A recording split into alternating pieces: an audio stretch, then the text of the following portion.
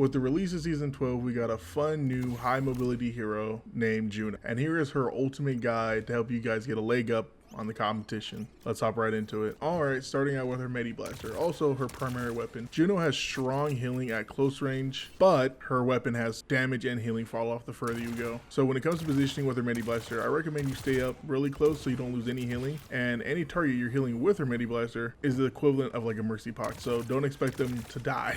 Now, she has no headshot damage, so anytime you're aiming at someone to heal or do damage to, make sure you're just aiming for the body, as there's no reason to go for that extra, more skillful shot.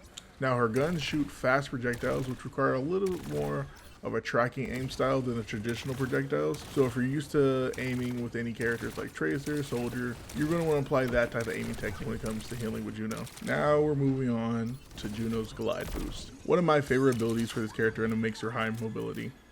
Now, most of the time you're probably going to use this with Escape, with this being a new dive type of meta we're in. But also in the middle of combat, feel free to spam it. If there's any Widowmakers, Hanzo's laying around, you want to be moving most of the time, all the time. You never want to be stationary with this character, especially this character. Now, it's also good for activating when you want to chase your, say, your tanks or people who are out of position. Really good with catching up and healing them. Like, say, if your Orion was to charge in, your Doomfish is to jump in. Any characters, any tanks. You know how they like to play. They like to get in there. Also very good for helping on the flank when you're ever getting jumped by either a Genji or a Sombra or Tracer. It should always be the first ability you activate to make sure you're a harder target to hit. Moving on to Hyper Ring.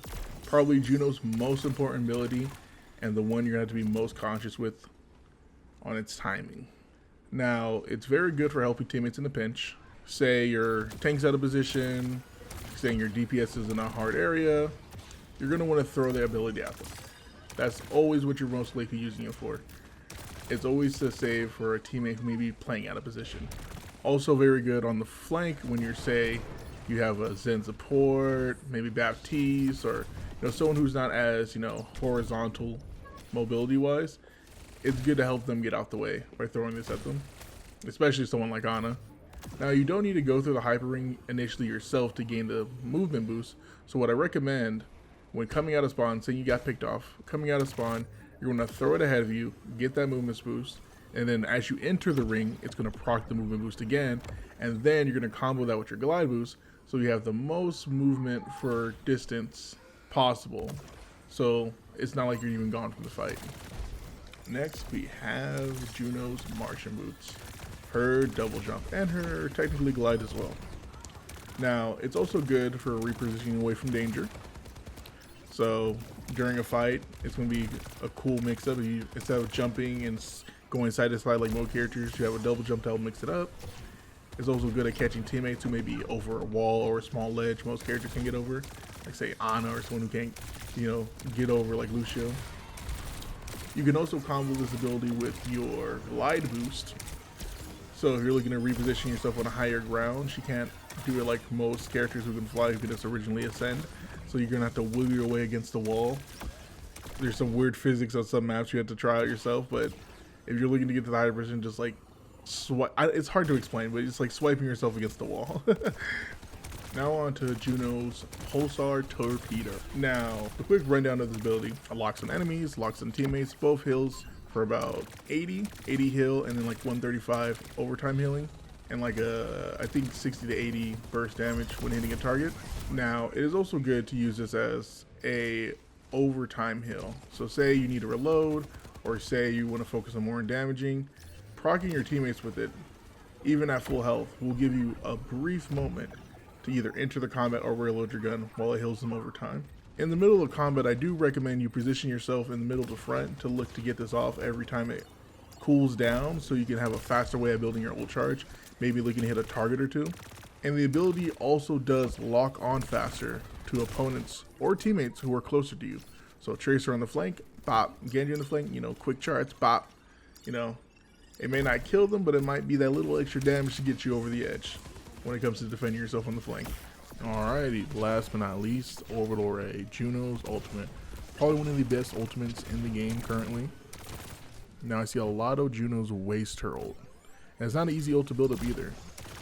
So one thing to prevent that look for when a tank may be diving you or your team, whether that's Diva, Winston, Doomfist, and then as long as you're not caught in the crossfire, throw that ulti down. It's gonna generate all this to sustain back up for the damage that got took by your teammates. Instantly get anyone who's in the area amped with damage and healing. And if you guys kill at least one person, it's their tank. So very profitable. Also, another good thing to mention with Orbital Ray, it's really good to combo with Kirito's ultimate.